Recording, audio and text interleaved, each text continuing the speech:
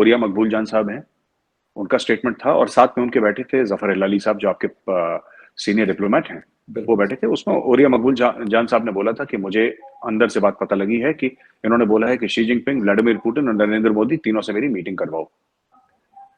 देखिए, दूसरी चीज जो आपने बात करी कि किस तरीके से मोदी जी नहीं मिले, वहां पे आमने सामने आए भी थे शी जिनपिंग और मोदी जी आमने जी। सामने आए थे।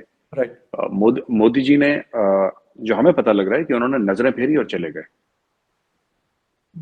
नजरें फेर के चले गए। ठीक है, जाना था, कमिटमेंट थी कि एससीओ में जाएंगे, एससीओ में मोदी जी गए। बिल्कुल वो एक रात पहले का जो डिनर था, एक रात पहले डिनर भी दिया था, जो कि मोदी जी ने इग्नोर कर दिया। वो गए लेट कि मुझे डिनर में ना जाना पड़े।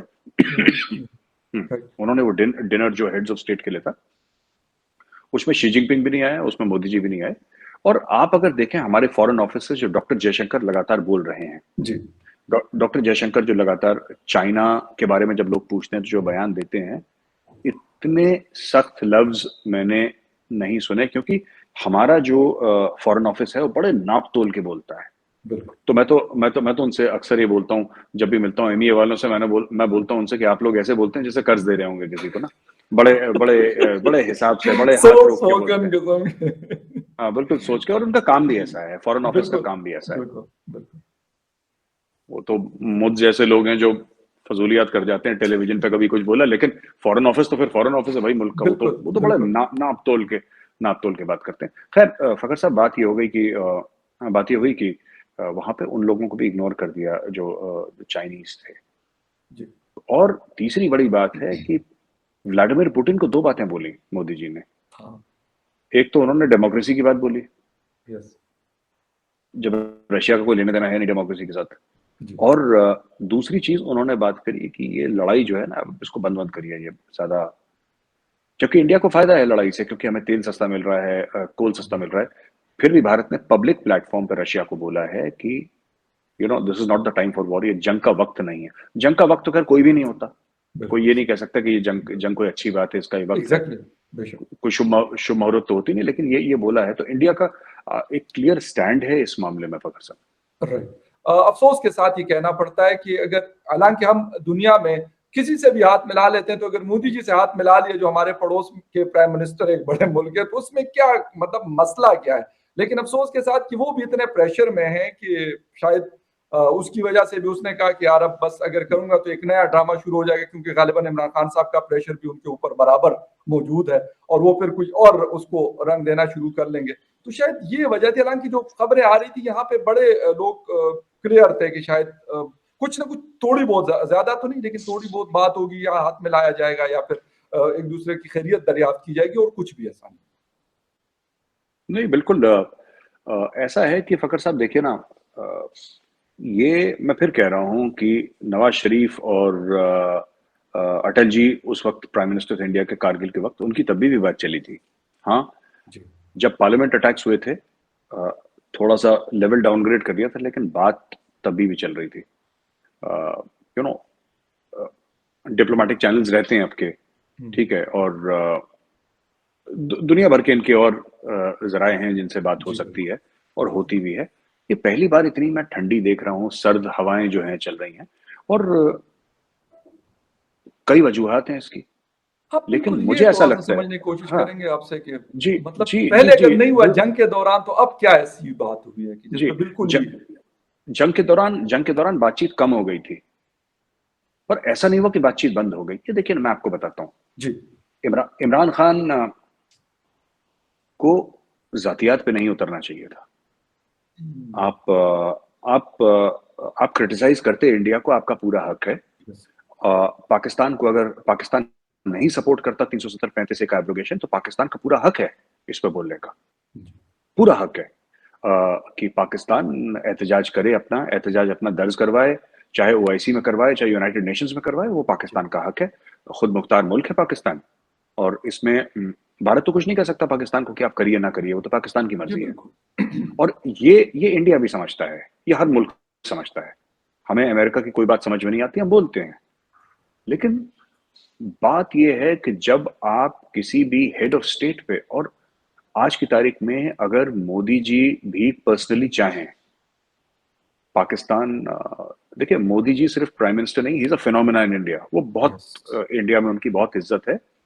लोग मोदी जी से नाखुश ना हो जाएं कहीं, क्योंकि लोगों को ये लगता है कि, देखिए मैं आपको बताता हूँ, लोग ना यहाँ पे इंडिया में कई ऐसे लोग हैं जिन्होंने घर में उनकी फोटो लगा रखी है, जैसे बड़ों की लगाते हैं ना, बुजुर्गों की लगाते जी हैं, बिल्कुल। या फिर अपने बच्चों की लगाते हैं, जी। या कोई बीवी शौहर की लगाते हैं। जी।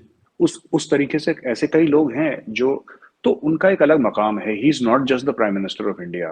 वो उस लेवल से बहुत पहले बहुत आगे बढ़ चुके हैं मोदी जी।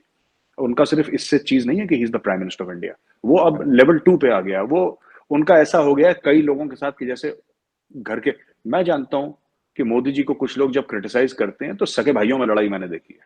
मतलब इतना सगे भाइयों में मैंने लड़ाइयां देखी हैं इंडिया में, रिश्तेदारों ने एक दूसरे के घर त्योहार के दिन नहीं गए। ये मैंने देखा है कि एक दूसरे को बॉयकॉट कर दिया। इस टाइप की उनकी फैन फॉलोइंग है इंडिया में, और लोग उनको परिवार का सदस्य टाइप का मानते हैं। जी। ये रुतबा है मोदी जी का दुनिया में है, मैं भारत की बात कर रहा हूँ। ये इशू ये है कि एक आम हिंदुस्तानी को ये लगता है, जो मोदी जी को सपोर्ट करता है उसको लगता है कि इनको ना, ये इख्तलाफ करता पाकिस्तान, जरूर करता, हर प्लेटफॉर्म पे करता और जोर से करता। जी। जी। मैं, अगर पाकिस्तानी फौज फिर से एक बार अटैक भी कर देती ना कश्मीर को लेकर 370 के बाद, मैं आपको पूरे यकीन से कह रहा हूं फकर साहब कि अगर पाकिस्तानी फौज हमला कर देती, ठीक है, कि भाई यलगार है, जी।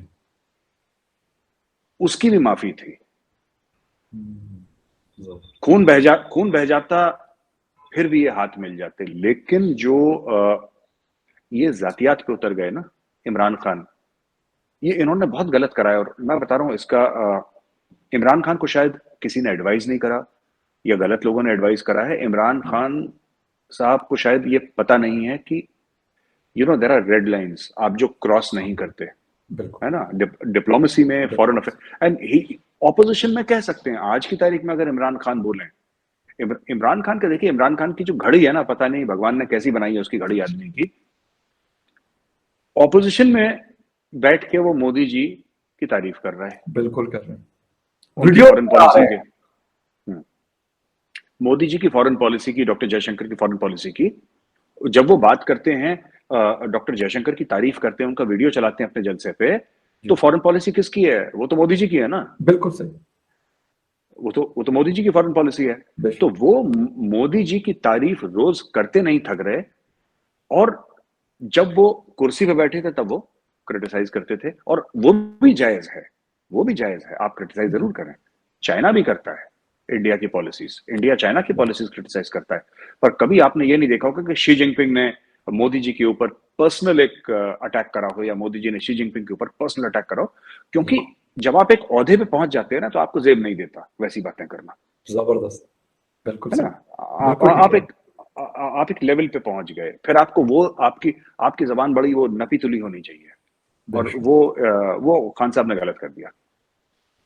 अच्छा, मिर्च साहब आपने बिल्कुल ये बात दुरुस्त है, और मेरे ख्याल आप बहुत सारे लोग यहाँ पे भी ये बात समझे हैं कि यार आप जो भी करें ठीक है, आप क्रिटिसाइज करें किसी की पॉलिसी को, और आपका अगर कश्मीर के ऊपर डिस्प्यूट है तो उसको भी आप कैरी करें, अगर आप करना चाहते हैं करें।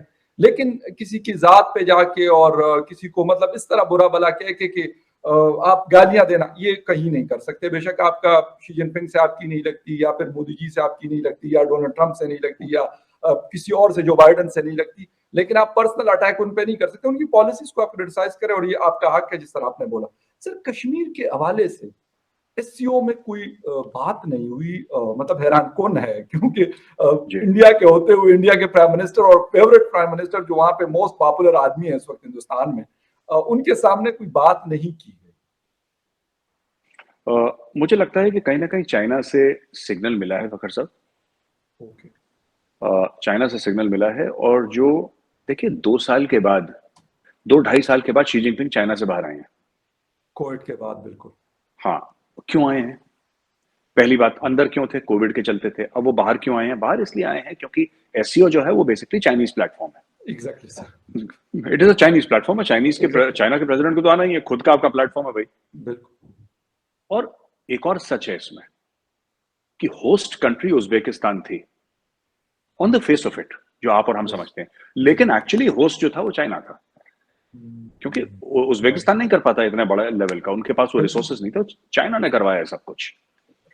और चाइना के ऊपर जो प्रेशर है इस वक्त, चाइना आया, वो गए अपने, उन लोगों ने मीडिया के सामने कोई बात नहीं हुई, लेकिन एक बात तो तय है, अब चाइना स्ट्रेस और टेंशन और नहीं बढ़ाना चाहता इंडिया के साथ। ये जो डिसएंगेजमेंट हुई है PP-15 पे, या गोगरा हॉट स्प्रिंग के एरिया, ये और जगह भी आप देखेंगे 2-3 महीने के बाद आप देखेंगे कि और जगह भी डिसएंगेजमेंट की बात हो रही है।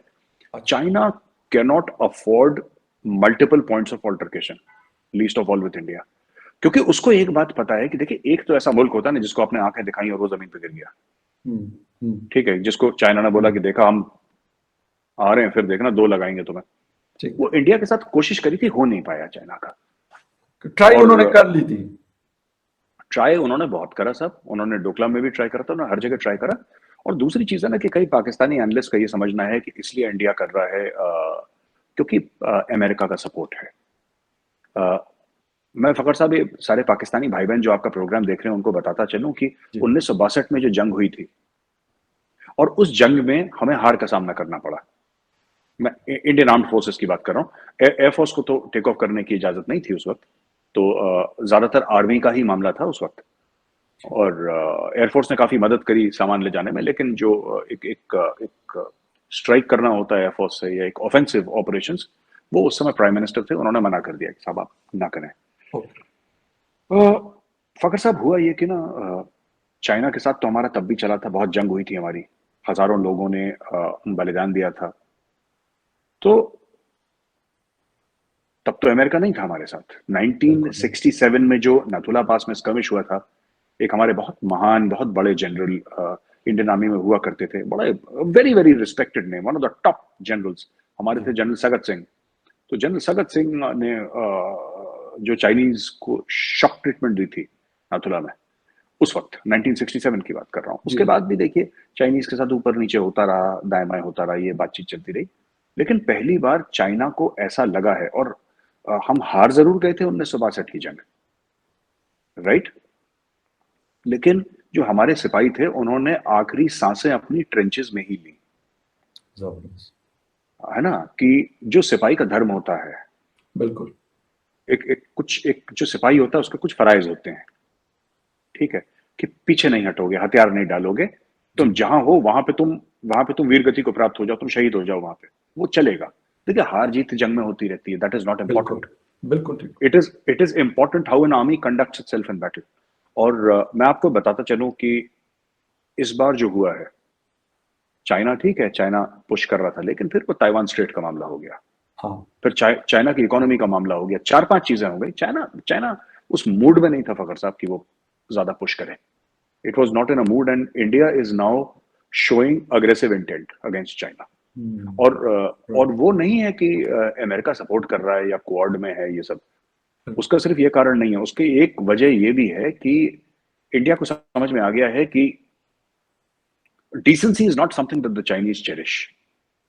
आप अगर शराफत दिखाएंगे तो उसको कमजोरी समझा जाएगा, तो चाइनीज को कम ही शराफत दिखाओ, क्योंकि इनको हजम नहीं होती। जय हिंद दोस्तों, जिस तरह से मोदी ने शी जिनपिंग से अपनी दूरी बनाई, उससे ये साफ हो गया भारत लगातार चीन की दुखती रग पर हाथ रखता रहेगा। भारतीय बाजार में चीन के लिए मुश्किलें बढ़ाने का दौर यूं ही जारी रहेगा, लेकिन इसके साथ साथ दक्षिण चीन सागर और ताइवान मामले में भारत चीन विरोधी देशों के साथ ही खड़ा रहेगा।